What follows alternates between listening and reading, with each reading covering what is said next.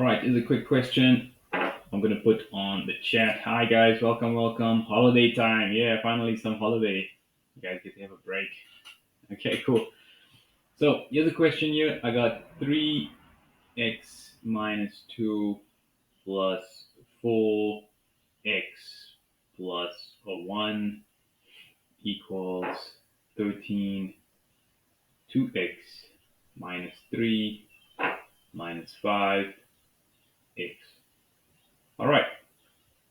See if you can try and solve for x for this over here. Okay, give it a go. Try. Press pause. When you're done, press play. Let me give you a quick hint to start off. So the first thing you're going to do is you're going to multiply 3 into the bracket twice, multiply 4 into the bracket twice, multiply 13 into the bracket twice, then collect like terms after that.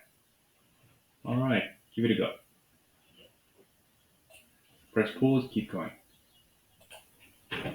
All right, I'm going to give you the first line, okay? So the first line you're going to get is 3x minus 6 plus 4x plus 4. And then 13 times 2 is 26x, and 13 times 3 is negative 39 minus 5x. So let's see if you can take it from there. Press pause, try your best, and then press play when you're done.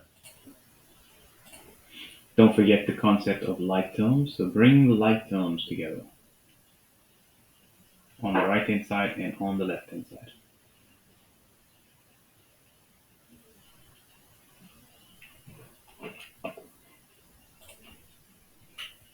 Press pause, try it if you haven't done it yet. Alright, let's go through it. So here we go. 3x plus 4x will combine together to become 7x. Negative 6 plus 4 will combine together to become negative 2 using integers. 26 minus 5 is 21x, and negative 39 just stays as x. Now you've got to change sides and change signs, right? So I'm going to bring everything over that has x in it to the left hand side. But I have to remember, if I change a positive over, it becomes a negative on the other side. Now, 7 minus 21 is going to be 14, but negative 14x.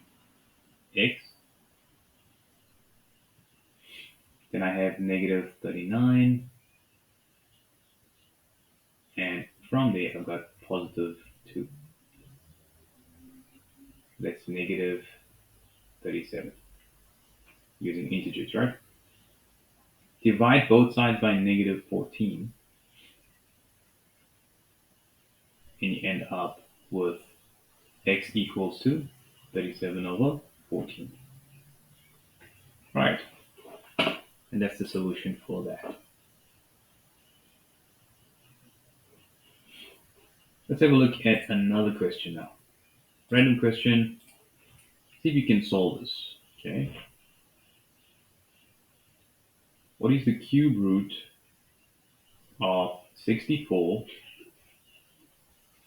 the square root of that, all to the power of 4? Press pause, try. When you're done, press play. So remember, if you're finding the cube root of 8, that's going to be 2.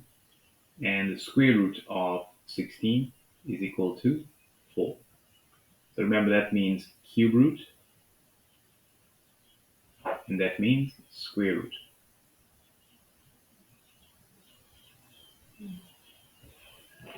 Okay. Press pause, give it a go, try it again.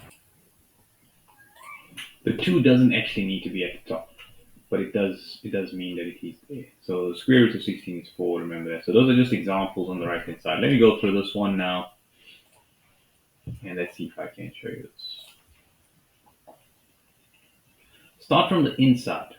Now, the cube root of 64, what number multiplied by itself equals 64? And that's 4, because 4 times 4 times 4 is 64. 4 cubed equals 64. So the cube root of 64 is 4. So that's going to be 4, right? But now you're still left with that on the outside, and you're still left with that. But you can see that became 4, the whole square root. Now the square root of 4 is 2, and then 2 to the power of 4 is 2 times 2 times 2 times 2, which is 16. The final answer for this will be 16. All right, there's some interesting questions, I guess. For now, just to give you an idea of how that works, right?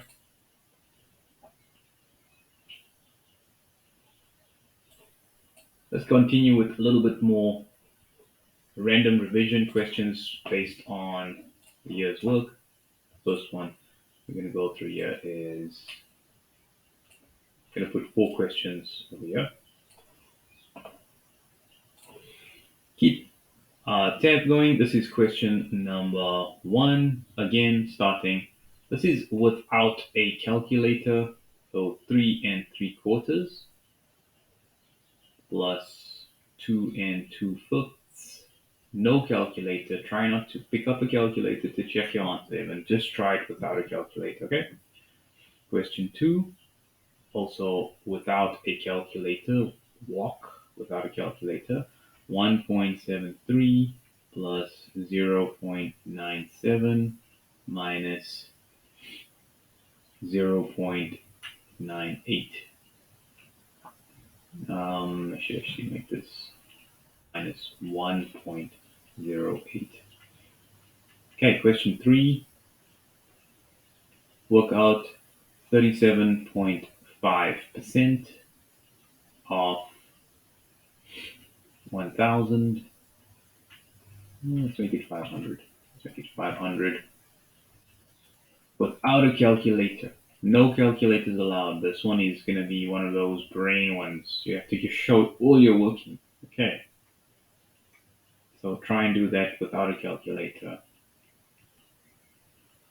as well. This was 0.97 multiplied by 340. Without a calculator, you can round off your answers if you need to. Use short division, use long division, use long multiplication, use short multiplication, use addition. The basics without a calculator as far as you can. See if you can do that. Okay, 5 minutes. Press pause, try all of these questions without a calculator. Press play when you're done. All right, let's go through this now. Without a calculator, let's jump into it. The first thing we got here, we're going to first find multiply 3 times 4 gets me 12. 12 plus 3 is 15. And I'm going to convert this into an improper fraction. 2 times 5 is 10. 10 plus 2 is 12. So it's 12 over 5. Now, 4 times 5 gets you 20. 5 times 15 is 75. And 4 times 12 is 48. Okay, so that's multiplying this by 5, multiplying it by 5, multiplying this by 4. Now remember, I'm not using a calculator all the way through.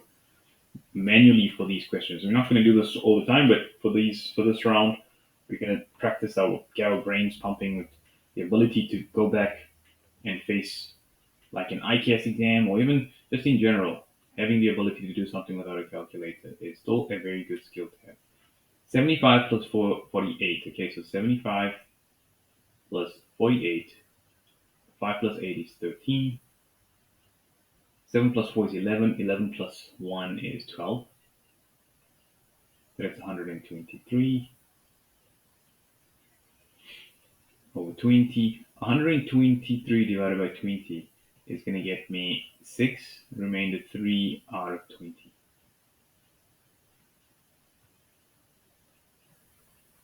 Okay. Question number 2. 1.73 and 0.97, and I'm going to add these two together first and keep my decimals in a straight line. 3 plus 7 is 10, 1 plus 7 is 8 plus 9 is 17, carry the 1, 1 plus 1 is 2, so 2.70. Then I take 2.70 and I subtract 1.08 from that. 0 can't minus 8, so we borrow 10 minus 8 is 2, that becomes 6, and that becomes 1. So the answer for this one is going to be 1.62. Okay, question number 3. 37.5% of 500. Now, the half a percent kind of throws me out. I want to make this a whole number. So I'm going to multiply this by 2, but at the same time, I'm going to multiply this by 2. And what's 37 plus 37? What's 37.5 plus 37.5? 5 plus 5 is 10, and it's 15, carry the 1, 6, 7, so it comes to 75. So 75% of 1,000 is going to be 750, right? That's what 75% would be of 1,000. So that means if I want to find 37.5% of 500, how would that relate to the other way around? Think about it. 37.5%. If I divided this by 2, got 350 plus 25, 375. Would 375 be 37.5% of 1,000? Yes. But if I divide it by 2 again, then I'm going to end up with 187.5. So what have I actually done here? I multiplied by 2 at the start twice, and I divide by 2 at the end twice. And that gets me to 187.5. That's method 1. You could do this in a different way. All right, let's do this in a different way. Let's suppose I take 37.5 and I put it as a percent of 100 and multiply because off is always times. And I've got 500 over here over 1. The zeros will cancel, and all I got to work out now is 37.5 times 5. So I take 37.5 and I multiply it by 5. 5 times 5 is 25. Carry the 2. 5 times 7 is 35 plus 2 is 37. 5 times 3 is 15 plus 3 is 18. And I get 187.5 as well, like that. Okay, so there's 2 methods of solving it. The next one, I'm going to write this as a fraction of 100. So 97 over 100 multiplied by 340 over 1. That's going to cancel out there. And now I'm left with 97 multiplied by 34. 4 times 7 is 28. Carry the 2. 4 times 9 is 36. 36 plus 2 is 38. 3 times 7 is 21. Carry the 2. 3 times 9 is 27. 27 plus 2 is 29. And if I bring this down, this is going to be, add this up, it's going to be 8, 9, 2, and 3. 3, 2, 9, okay, 8. So 3, 2, 9, 8. Don't forget there's a 10 at the bottom there. When you divide it by 10, you simply move the decimal 1 to the left. 329.8, like that. Okay, what do you think of that? Difficult or easy?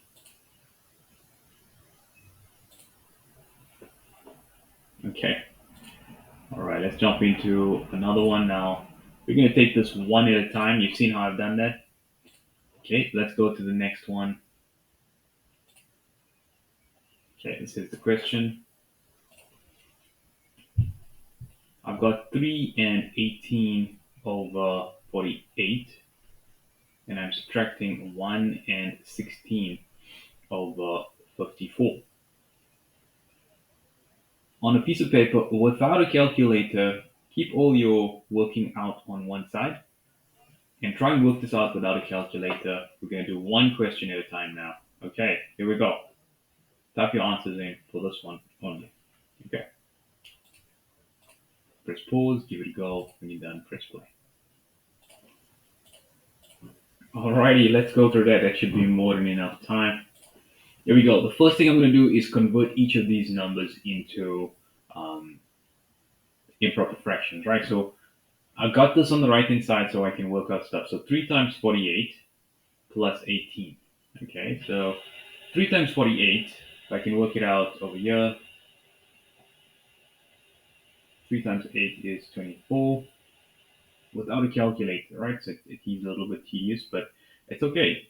3 times 4 is 12. 12 plus 2 is 14. So that's 144. So 348 gets you 144. Then you plus 18. And that becomes 12. Carry the 1. And that's 5 plus 1, which is 6. Bring the 1 down, so it's 162. So this will be 162 over 48. 1 times 54 plus 16.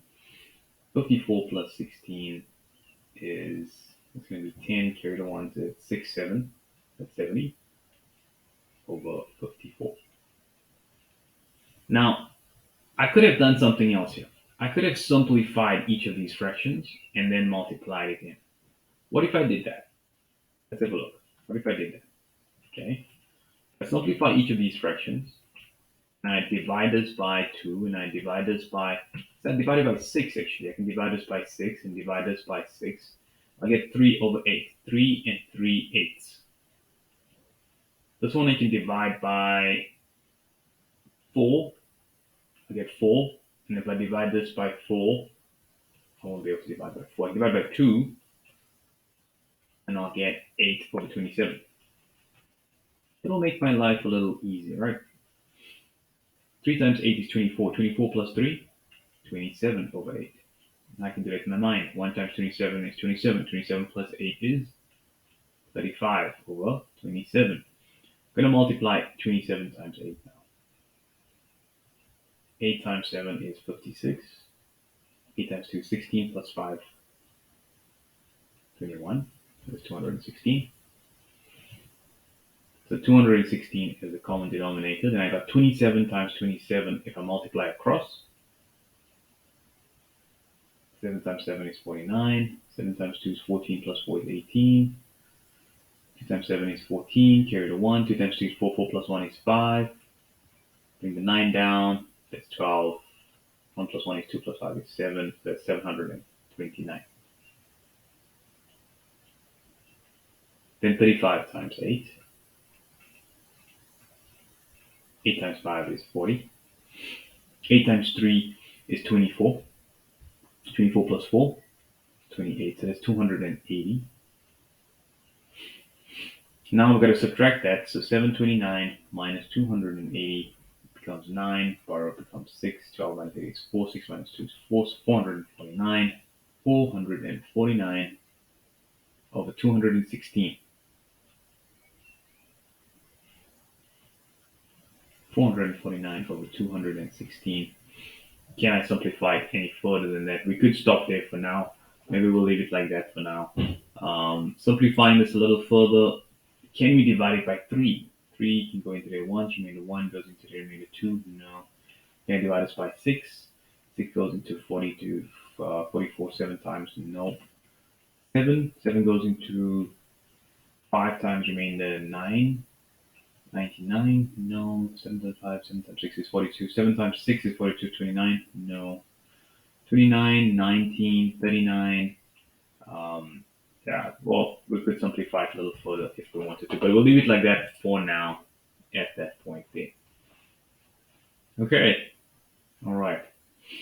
That will give us, if we can bring it into a mixed number, maybe we can do that. So 216 plus 216 gets me 432. So this can go into there 2 times, and to go from 32 to 449, I've got a plus 8 to get to 40, plus 17 to get to 449. So 17 over 216. And now I can even make that even easier. Can 17 go into 216? 17 can go into 21 once, remainder 4. Can 17 go into 46? No. So that's it. Final answer B. Okay. Good. Let's go to the next one. Question 2. I got 0.86 and I'm multiplying it by 540. Okay, go ahead without a calculator. Keep your calculations on one side. We'll be doing this. We've got about another 2 more of these, then we'll be jumping on something else. Press pause, give it a try, then press play. All right, let's go through this one. The first thing I'm going to do here, remember, take 86 put it over 100, then multiply it by 540 over 1, cancel out that. Let's leave the 10 at the bottom, and let's multiply the top. So 86 and 54. I can multiply 4 times 6 is 24, carry the 2, 8 times 4 is 32, 32 plus 2 is 34, put a 0, 5 times 6 is 30, put a 0, carry a 3, 5 times 8 is 40, 40 plus 3 is 43, and then add it up, 4, 4, 6, 4, so it's 4, 6, 4, 4, over 10, move the decimal 1 back, 464.4, okay, and that's the answer for that one.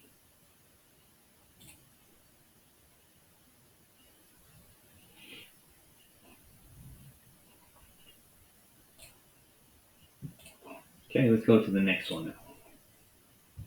Next question, question number 3, looks like this. I got 0.008 plus 0.76 plus 65.2 plus 17.053. Without a calculator, give it a run. Don't forget to press pause. Get it done, then press play. Alright, let's go through this one now. What we're going to do is put them all in a straight line. And because it's addition, I'm just going to keep them all underneath each other carefully. So I'm going to keep the decimal over here, 008, 076. Then I'm going to use 0 as a placeholder. Then 65.20017.053. Trying to keep all of the numbers in the straight line. 8 plus 3 is 11, carry the 1. 7 plus 5 is 12. Carry the 1, 8 plus 2 is 10, carry the 1, plus 5 is 6, 13. Keep the decimal there, carry the 1, 83.021. Well done. Okay, last one of this type before we move on to the next part. Okay. Well done. You guys did well there. Some good answers there coming through.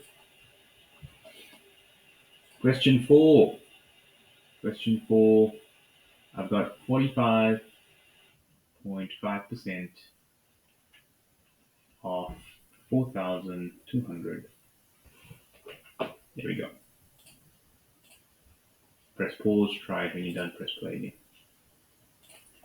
Okay, for this one here, the first thing I'm going to do is put this over 100, then multiply it by 4,200, 1, cancelling the zeros, and calculating that separately. I can do that. So 45.5, and I'm going to multiply it by 42. So I'm going to be careful about this one here. I mean, how could I make this my life more easier? I mean, this is 90 plus, if I multiply this by 2, let's say I multiply, what if I multiply and divide everything by 2, right? So I'm going to multiply by 2 over 2. The 2 over here is going to change that into 90 plus 1, which is 91. And the 2 is going to divide into the 42 here, which is going to be 21. So technically those are the same, and this is more easy to calculate, 91 times 21, and that's just a strategy, right? Dividing by 2 into the 42, multiplying by 2 to the 45.5. I mean, if you think about it, I could also write it like this. I could write it like this. 42 is the same as 2 times 21, right? After I cancel out the zeros, right? So the zeros will cancel out. But that 42 is basically 2 times 21. And all I'm doing is bringing that 2 together there, making that 91 times 21. Okay, 1 times 1 is 1 times 9 is 9. Put a 0. 2 times 1 is 2 times 9 is 18. 1, 8, and no, this is going to be 1, 1, 1, 9, 1, 9, 1, 1. Final answer there, 1, 9, 1, 1. And that looks right, it's close to halfway, 2,000. So 45% is quite close to that as well. Okay.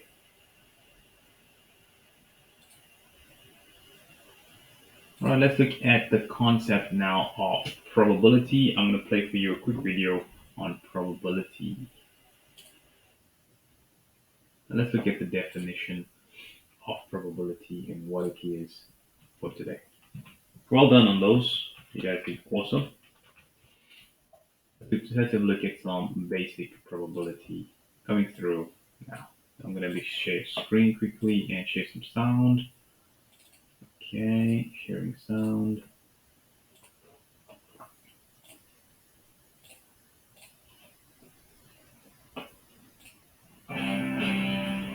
In this video, we're going to look at probability. The probability of an event occurring is given as the number of successful outcomes over the number of outcomes. Let's have a look at an example. Here we've got some cubes. I'm going to choose one of them at random.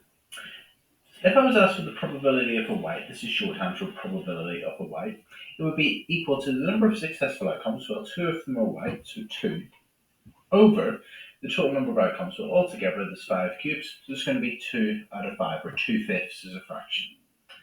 White, well, successful outcomes, there's 1 white out of altogether 5 cubes, so 1 out of 5. And the probability of green, well, there's no greens, so it would be equal to 0 out of 5. Alternatively, you could just write that's equal to 0, because it's impossible. This time we'll go 4 cubes, and I'm going to choose one of them at random. If I was asked for the probability of white, it would be 2 out of 4, so 2/4. Always make sure you give it as a fraction. If you were to write 2 out of 4, you wouldn't get the mark for that in the exam. You've got to write it as a fraction. You could cancel this down, so you could cancel it down to 1/2. Alternatively, you don't just have to give it as fractions, you can also express it as a decimal or as a percentage. So you could write, or it could be equal to 0.5, because a half is 0.5. Alternatively, it could be given as 50%. I tend to give them as fractions or decimals myself. I tend not to write them as percentages, but remember, fractions, decimals, and percentages are equivalent to each other. Probability of an orange would be 1 out of 4. That could also be a quarter is 0.25, or it could also be 25%. So whenever you're asked to express the probability, it's normal to give it as a fraction, decimal, or percentages as a percentage, but never ever write it as words. For instance, never write 1 out of 4. That's wrong. Here's a typical question. It says a pair of 6-sided dice has coloured faces. 3 faces are red, 2 faces are blue, and 1 face is green. Katie rolls the dice once. Write down the colour she is least likely to get. So the colour she's least likely to get is green, because there's only 1 face that is green. So green's the least likely colour. Then it says write down the probability she gets blue. So altogether there's 6 faces, so the denominator is going to be 6, and 2 of them are blue, so there's 2 successful options. So it's going to be 2 out of 6, or 2/6. And then make sure, well, cancel it down, so cancel it down to 1/3. So the probability of getting blue is 1/3. Emma has 7 chocolates in a box. 4 of the chocolates are white chocolate, the other chocolates are dark chocolate. Emma takes a chocolate at random from the box. What is the probability Emma takes a white chocolate? So altogether there's 7 chocolates in the box, so that means it's going to be out of 7, or 7 is the denominator. And 4 of them are white chocolates, that means that the probability of getting a white chocolate will be 4/7. If supposed the probability she gets a dark chocolate, well, the rest of them were dark chocolate. Well, if there's 4 white, that means there must be, and 7 altogether, that must mean there's 3 dark chocolates out of the 7 chocolates altogether. So the probability she gets a dark chocolate will be 3/7. Then we've got a question. We've got this table that shows how boys and girls get to school. So they either walk, get the car, or other. And altogether there's 100 of them. And the question says, one child is picked at random. One of the children is picked at random. Write down the probability that this child walked to school that day. So altogether there's 100 children, so that means the denominator will be 100. And the number of students that walked that day would have been 37, because there's 37 altogether. So the probability that the child picked at random would have walked would have been 37/100. The next question then says, one of the girls is picked at random. So we're just looking at the girls here, so the 46 girls. It says, write down the probability the girl did not walk to school that day. So there's 46 altogether girls, so that means the denominator is going to be 46. And it says, write down the probability they did not walk. So the girls that did not walk, well, 8 got the car, and 16 went by other means. So if you add those together, that's 24. So that means that 24 did not walk of the girls, out of 46. So the probability would be 24/46. And you can cancel that down. That would be 12/23.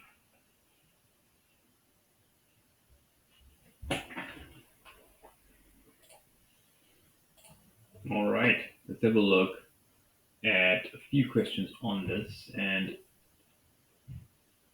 maybe just even the definition of probability. So probability is simply how likely something is to happen. Let me go here and I'll just type it in here. So probability, this is the definition. Probability is simply is how likely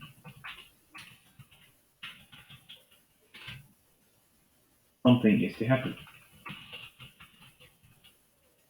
So why do we even need this? Why do we even need probability? Why is it so important? Why do we think about this? Whenever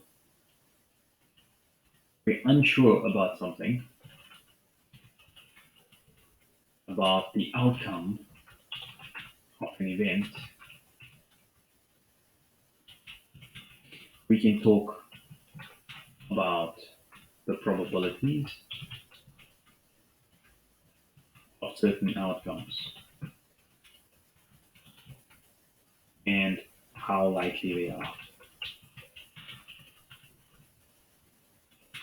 The analysis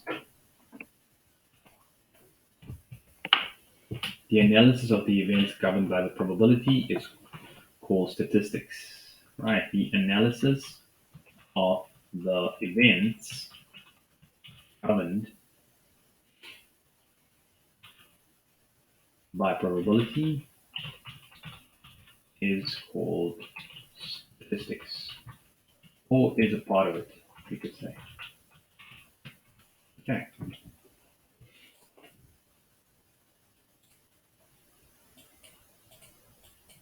Let's look at a simple example over here. Let's say I have a bag, all right? I've got a bag, and it looks like this, and inside this bag, I've got different balls. I've got some green ones, okay, and I have some blue ones.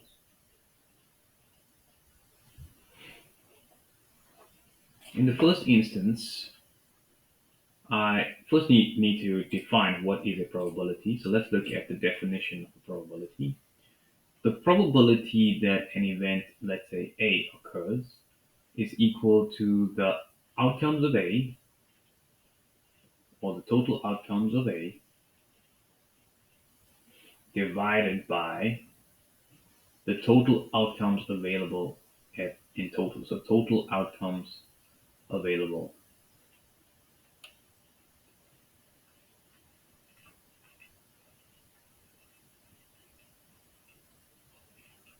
And it can also be the total number of A over the sample, the number in the sample. Let's look at the probability of choosing a blue ball. Firstly, the total number of balls available would be the total number of outcomes. So let's count them. 1, 2, 3, 4, 5, 6, 7, 8, 9, 10, 11. So there are 11 outcomes in total. And how many blues do I have? Let's count them. 1, 2, 3, 4, 5. So the probability that I choose blue is 5 out of 11. Now you can write this as a fraction if you want, and a percentage. Let's say without a calculator, if we're sticking with the whole idea of dividing by that. So let's say 11 goes into 5. I can use without a calculator. Can go into there 4 times, remainder 6 goes into there 5 times, remainder 5 goes into there 4 times, remainder that. So 0.45, so this is 45.2% chance of that occurring. And that's a straightforward probability, right? Straightforward probability question. Now, the next thing is if I had to calculate the probability of choosing a green ball, I can do this Also by simple process. I mean, the probability of choosing a green ball is going to be given by exactly the same thing over 11, but let's count 1, 2, 3, 4, 5, 6. What do you notice about these two? They add to 11 over 11, which is the whole sample, which is 1. So if this was 45 somewhat percent, we must remember this is going to be 55 somewhat percent because they'll add up to 100% as well, too, right?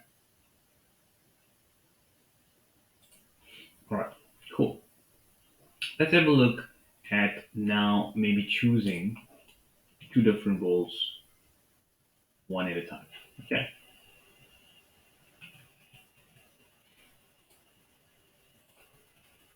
What is the probability that I choose a blue ball and then after that two in a row, let's say two blue balls in a row.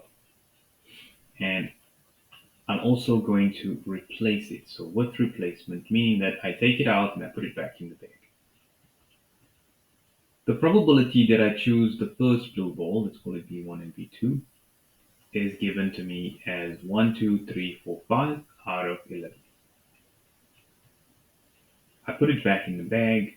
The probability I choose a blue ball again is still 5 out of 11. So if I choose two blue balls in a row, the probability that B1 and B2 gets chosen is going to be given by the probability of B times the probability of B2, which is basically 5 out of 11 times by 5 out of 11. We multiply it because they're happening together. That becomes 25 over 121.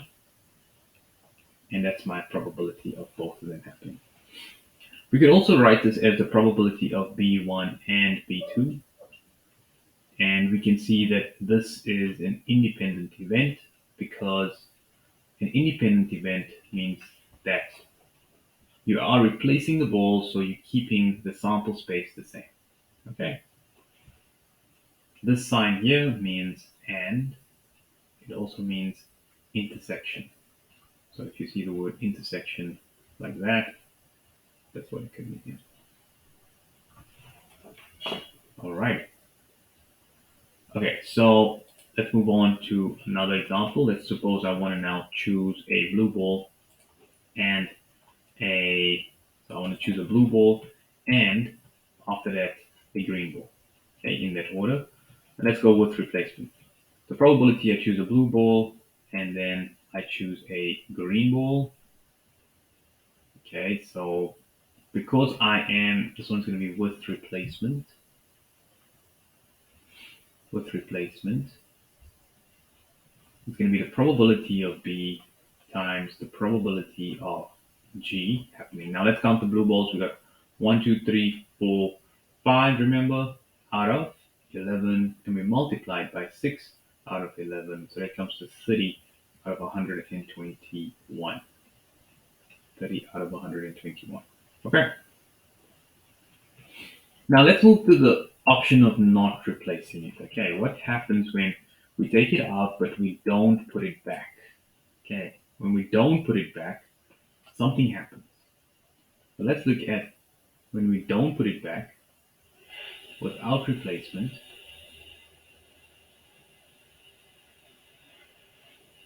The probability I choose a blue ball and then I choose another one is going to be equal to the following. Now, the probability I choose the first blue ball is going to be, we said 1, 2, 3, 4, 5 out of 11.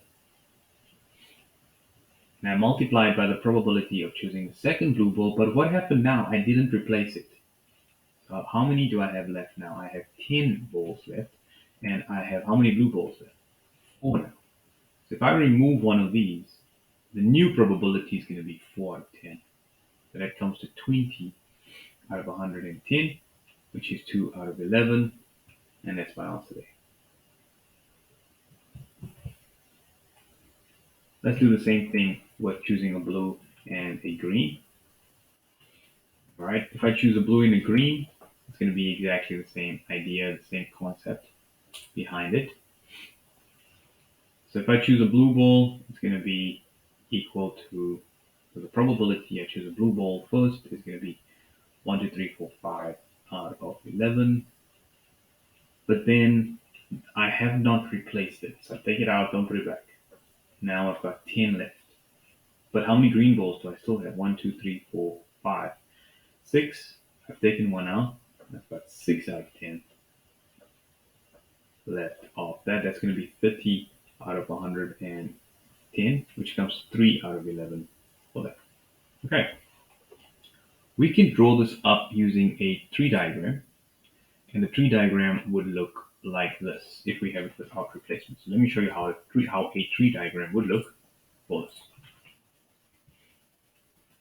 When you start the tree diagram, the first branch, we're going to choose either blue or we can choose green. All right. The probability of getting blue, we said, was 5 out of 11. And the probability of choosing green is 6 out of 11. And what do you notice about that? It adds up to 1. If I choose another ball, I can choose a blue or a green. But this time, what happened is our sample space is out of 10. But 10 left on this round. You see that? If I choose a green, I can do the same thing. But I will have 10 left because I'm not replacing it. That's what we're saying, right? We're saying without replacement. So 10 at the bottom here. And that's what I have there. Now, if I've chosen a blue ball, how many do I have left? Now, 4. If I've chosen a blue ball and then a green ball, I have not chosen a green one, so there's still 6. And these add up to 10 out of 10, which is 1. That's a good indication if you're drawing the tree diagram correctly. The next one, I've got 6 over 11. I can go over here, this becomes 5 out of 10. This will still be 5 out of 10, adds up to 1. I can then form all the possible outcomes I could have had, which is a blue-blue, a blue-green, a green-blue, and a green-green. Blue-blue is going to be 5 over 11 multiplied by 4 over 10. And that'll come to 20 over 110. This one here, I simply multiply those two together. 5 over 11 multiplied by 6 out of 10, which is 30 over 110. And this one here would be 6 out of 11 multiplied by 5 out of 10, comes to 30 as well, out of 110. And these probabilities will also add up to 1. This is going to be 6 out of 11 times 5 out of 10. 6 out of 11 times 5 out of 10 as well, which is going to get me 30 out of 110 as well. And that 30 plus 30 plus 30 plus 20 is 110 out of 110. I could simplify this to 2 over 11, 3 over 11, 3 over 11, and 3 over 11. And that also adds up all the way down to 1 from there. Okay, and that's how I would draw that from there. Now, let's look at a quick example of how I could utilize this in a question. Okay, so how would I use this in some kind of question? Okay, let's see if I can highlight all of that and just shrink this. I'm going to shrink all of this. Yeah, I can just shrinking. Here we go. Okay, I'm going to use this. Let's see if I can position it over there. Okay, now that I have that, I want to calculate what is the probability that I choose from here. What is the probability that I do not choose 2 blue balls and I put it in a complement form like that? So that there means not, okay? And this here means blue balls in a row.